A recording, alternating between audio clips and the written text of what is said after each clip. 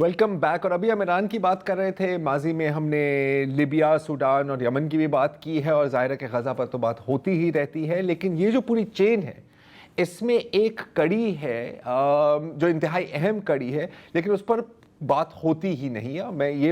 میں بات کر رہا ہوں صومالیہ کی. تو پہلے تو ذرا نقشہ دیکھتے ہیں کہ صومالیہ کی اہمیت کیا ہے. آپ دیکھ سکتے ہیں کہ یہ جو ایک گرین چونچ قسم کی نکلی ہوئی ہے افریقہ سے، اس کو کہتے ہیں ہارن آف افریقہ.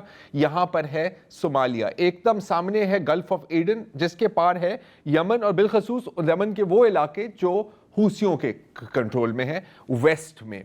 اچھا، یہ جو ریڈ سی ہے، یہاں سے پوری دنیا کی تقریباً 15% بحری تجارت ہے وہ یہاں سے ہی گزرتی ہے، آنے میں یا جانے میں.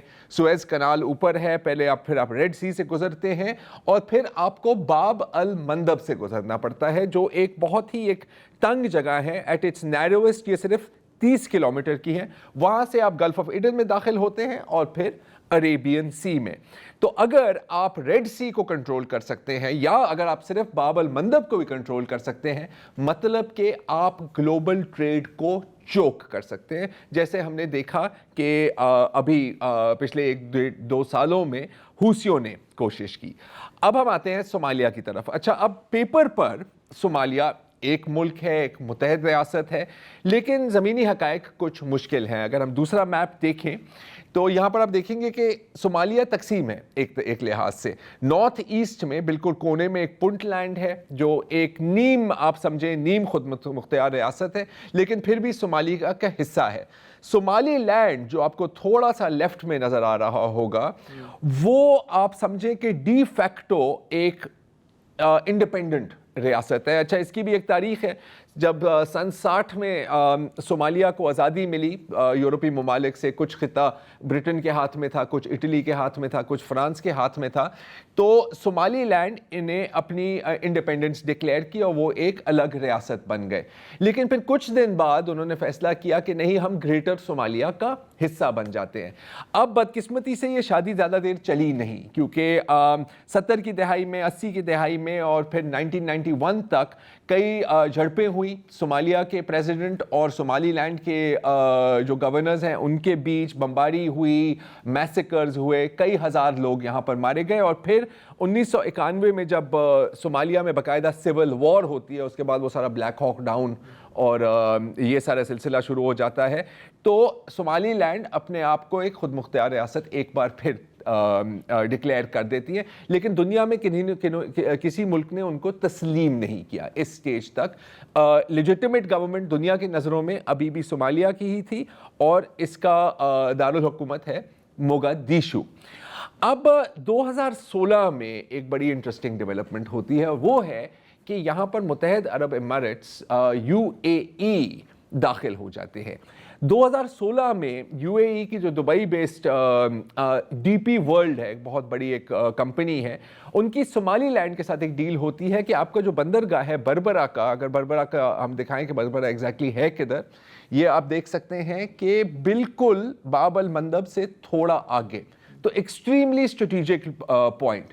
انہوں نے کہا کہ یار یہ آپ چھوٹا سا بندرگاہ ہے ہمارا، آپ اگر ہمیں ٹھیکہ دیں ہم اس کو ڈیولپ کر سکتے ہیں. تو 2016 سے لے کے 2025 تک تقریباً $800 ملین سے لے کے $1 بلین کی یہاں پر انویسٹمنٹ آئی ہے، اور ایک چھوٹے سے بندرگاہ تک سے لے کر اب یہ ایک کافی ایفیکٹو ڈیپ سی کنٹینر کا پورٹ بن گیا ہے. اچھا، اب یہاں تک تو کوئی مسئلہ نہیں ہے، معاشی ترقی ہو رہی ہے، سب کو خوش ہونا چاہیے. لیکن مسئلہ پر کیا بنتا ہے کہ یہ UAE کے لیے ایک نیٹ ورک کا حصہ بن جاتا ہے.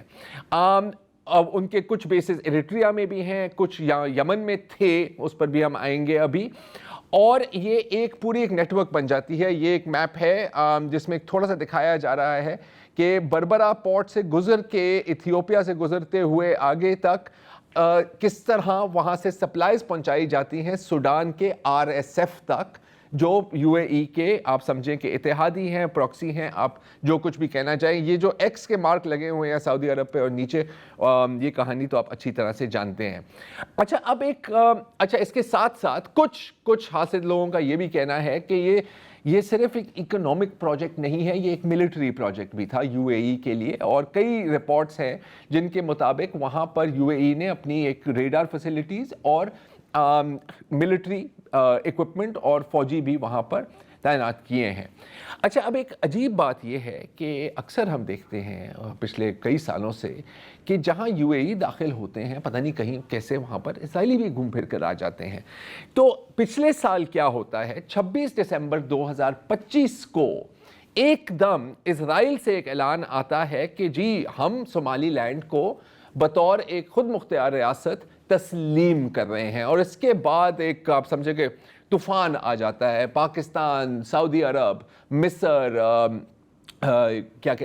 صومالیہ, یونائٹڈ نیشن سب اس بات کی مذمت کرتے ہیں. اسرائیل کو اس بات کی کوئی پرواہ نہیں ہے.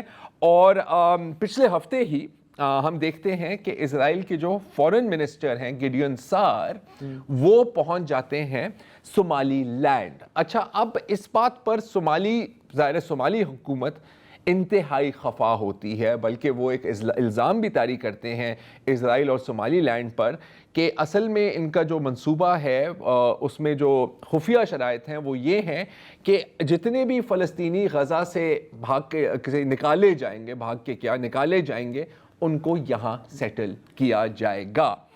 اچھا اب یہ کام چل رہا ہے اور آپ دیکھ سکتے ہیں کہ ظاہر ہے کہ خطے کے جو ممالک ہیں اور بالخصوص سعودی عربیہ, ان میں سے کوئی نہیں چاہتا کہ رائٹ اکراس دا ریڈ سی, جہاں سے ان کے اپنا تیل گزرتا ہے, وہاں پر اسرائیلی بیٹھا ہو اور ایک ان کا ریڈار اسٹیشن بھی ہو اور ان کا ایئر بیس بھی ہو. یہ تو مطلب آپ سمجھے کہ موت ہے. لیکن اب چیزیں تھوڑی سی تبدیل ہوتی ہوئی نظر آ رہی ہیں, اور وہ اس لیے کہ اب صومالی صدر نے تھوڑی سی اب ہمت پکڑی ہے. اور آج کی ہی بات ہے, آج کی یا کل کی بات ہے شاید, کہ انہوں نے باقاعدہ ایک اعلان جاری کیا ہے کہ ہمارے جتنے بھی معاہدے ہیں UAE کے ساتھ وہ سب کینسل ہو گئے ہیں. مطلب کہ بربرا کا جو بندرگاہ ہے, بساؤ کا جو بندرگاہ ہے, 2-3 اور بھی بندرگاہ ہیں, اور جتنی بھی ہماری تعاون چل رہا تھا, چاہے وہ عسکری ہو چاہے وہ معاشی ہو, اب وہ سب معطل ہو گیا ہے, مسترد کر دیا ہے ہم نے.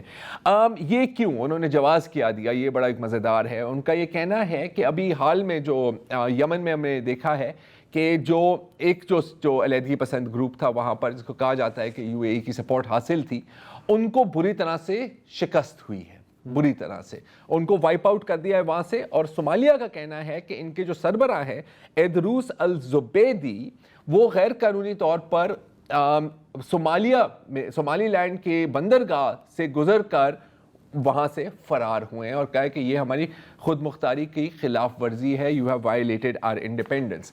مسئلہ یہ ہے کہ صومالیہ نے بیان تو جاری کر دیا ہے, لیکن آن گراؤنڈ ان کی صومالی لینڈ کے اوپر زیرو کنٹرول ہے. تو متحدہ عرب امارات نے بھی کہا ہے کہ جی ہم تو آپ کی مانتے ہی نہیں ہیں, آپ کی تو جورسڈکشن ہی نہیں ہے, یہ تو آپ کا علاقہ ہی نہیں ہے.